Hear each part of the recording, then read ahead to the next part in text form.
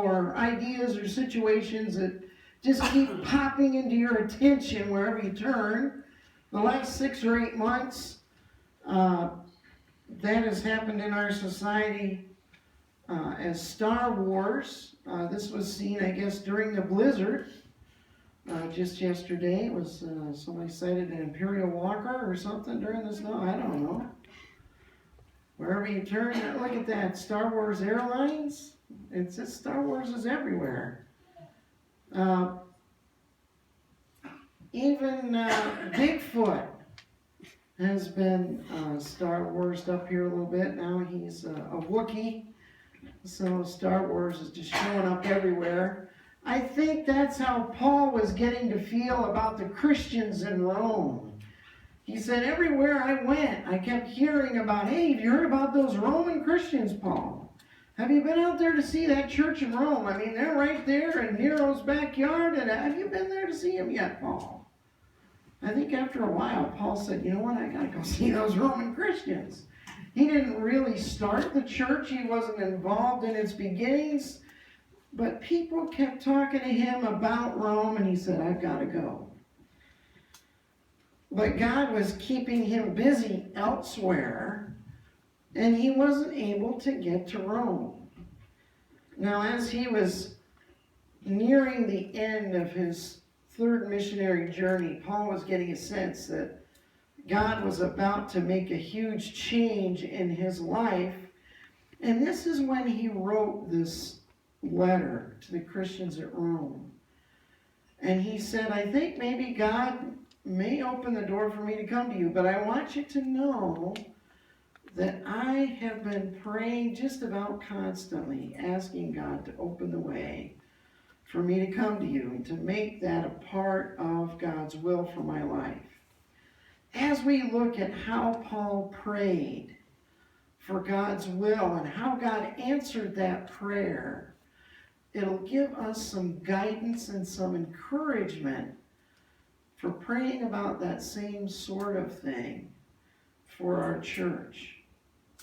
Well, the first question that arises is, what catches your notice? Rome caught Paul's interest. They were on his radar. He was starting to get so interested in them that he was praying for them, even though he'd never met really anybody in this church. He was praying that God would work out his will in the Roman church. You know, the more you pray about something or think about something or focus on something, that gets your interest, kind of gets you to hone in and really to think about it. Now, this was a dangerous place, Rome was at this time. Nero had been the emperor there for a few years.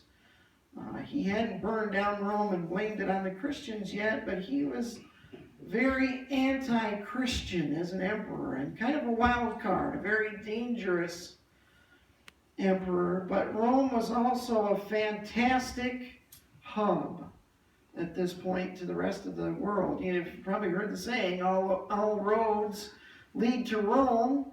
And this was really almost literally the case. There were all kinds of shipping and trade and culture that went through the city of Rome. And these Roman Christians were right in the center of the spider web, if you will, and having great influence on the world at large. Rome had caught Paul's interest. Well, what captures your interest? I know there's a lot of interests in our congregation here. Some have an interest in cars. I love old cars, the muscle cars from the 60s and 70s. That's not me, that's Ian. They had a Father's Day car show up in Michigan. We went every year. Not a Ford fan. I know some of you out there are really into the old Fords, though I do like Mustangs. I'm more of a Chrysler guy. But some of you have a real interest in old cars, and that's very true. Some of you have an interest in fishing. That's not Ian, that's me. Up in Canada, up in Quebec, actually. Grandpa took us up there a few times, and I've got a couple rock bass, I think, on the stringer there. I know some of you are right into that. Some of you have pet birds. Well, as well as pet squirrels and cats and all that kind of stuff. There's a lot of interest in our church. What has captured your interest? You never know how God might want to move through the thing that has captured your interest. Maybe God is going to move in fishing. We've seen Doc set up the fishing weekend, and that's been a good time, and got new people in the door of the church. Who knows, some of these other interests, and there are many in our congregation, might be an area that God can use. Well, what keeps you praying? Paul said here, I want you to know that I'm praying for you constantly and at all times. And Paul wasn't just praying for them on Sunday morning and forgetting about it. He was praying daily, maybe multiple times a day, for these Romans. And he did it, he didn't really make it to Rome until about 62 AD. Probably wrote this letter about 58 AD, so he was at it for at least 4 years. Maybe longer, praying that God would lead him to Rome and allow him to be part of it. So he was really asking the Lord for this. Now, sometimes, and we're going to see this in the answer that Paul gets, God's setting up the details. It's not that he's saying yes or no. He's saying, great, keep praying because I'm working on it. I'm getting all the details together. So that when the answer comes, everything just falls right into place. And that's what happened with Paul and his situation. Well, what keeps you praying? Maybe you've been praying for years for that family member that doesn't know Christ, and you're just anxious for him or her to find salvation and the forgiveness and new life that comes from that. Maybe you're praying for a real change in our society. Our society needs it, and we need people that will really pray daily. Lord, have your will and your way in our society. Make the changes that you want to make. Maybe you've been praying a long time for the healing of a loved one, and you still haven't seen it yet. Don't give up. Keep after it. God may be setting up all the details to see that happen.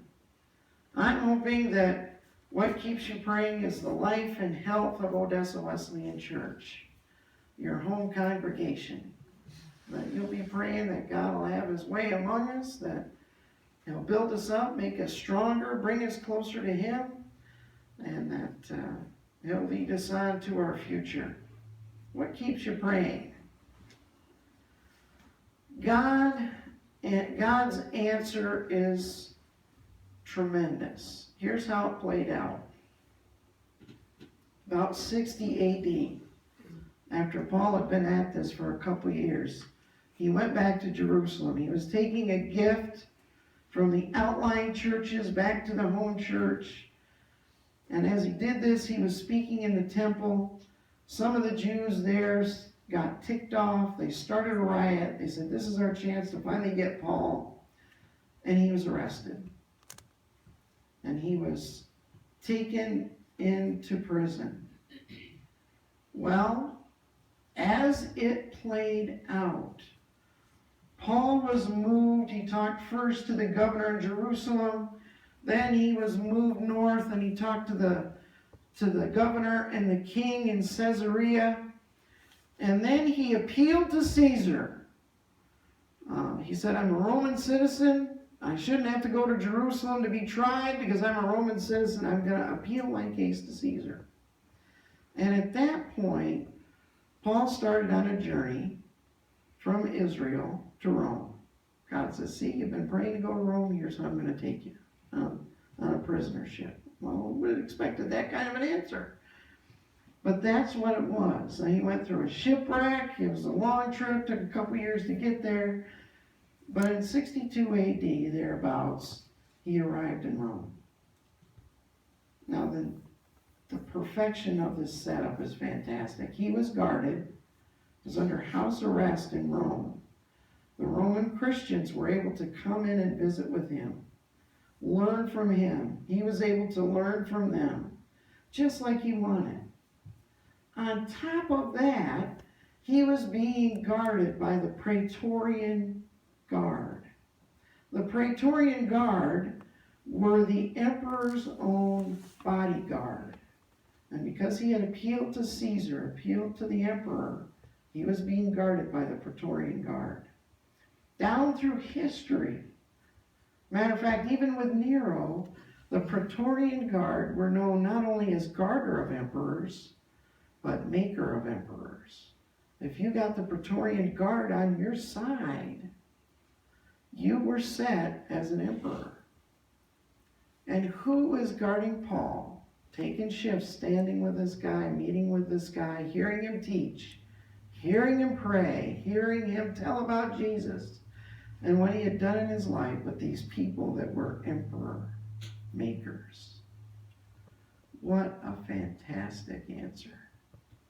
God set it all up.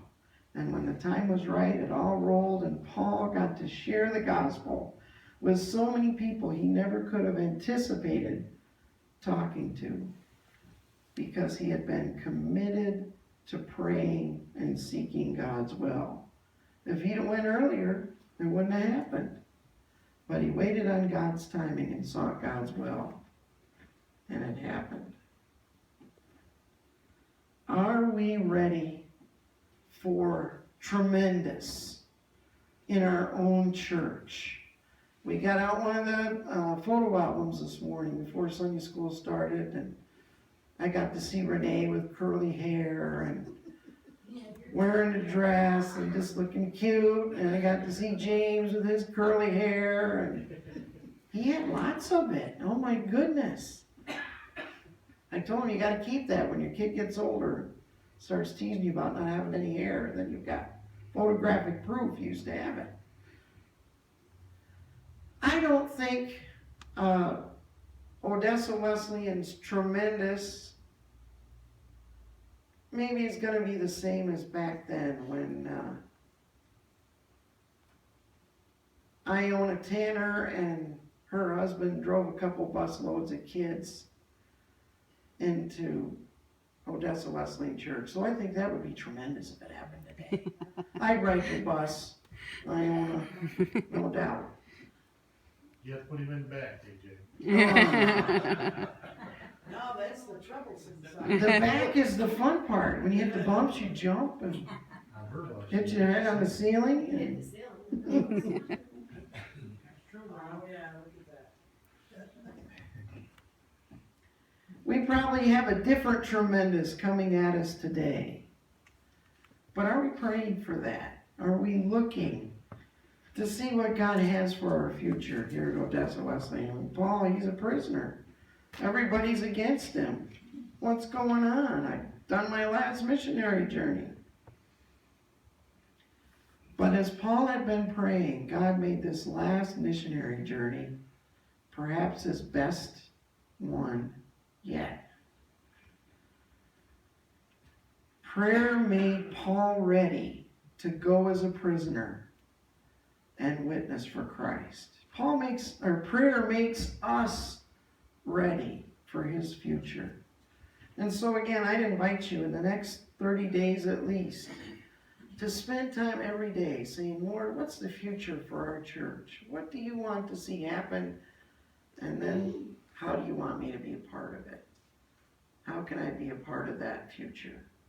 And allow God through prayer to bring us to his will for us. Because that's where we want to be, right in the center, middle of God's will, whatever that is. Let's respond to that truth by singing number 370, O God, our help in ages past.